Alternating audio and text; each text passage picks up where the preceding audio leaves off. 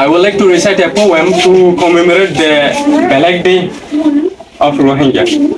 So the poem that I'm gonna recite today is 13 June 2012.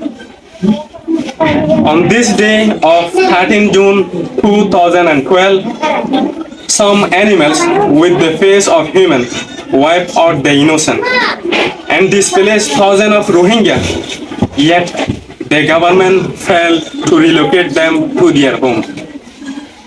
I was young then, but I could understand the atmosphere is weird. My mother and my relatives Cries here in the Sittwe massacre. The killers doesn't discriminate, and they used to kill everyone. A scar in the history of Rohingya. This day will be black forever. On this day, my heart was heavy.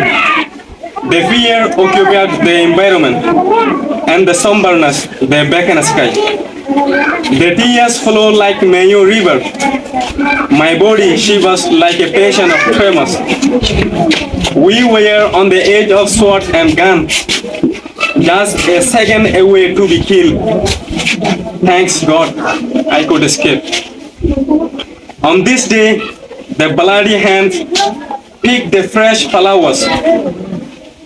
The garden became faint and gloom. They flooded the holy earth of Arakan with the blood of heartless soul of Rohingya. The hidden genocide is witnessed by my eyes. We must remember the precious life. We must remember this murderous day, one of the worst tragic loss of my time. Assalamu alaikum warahmatullahi wabarakatuh.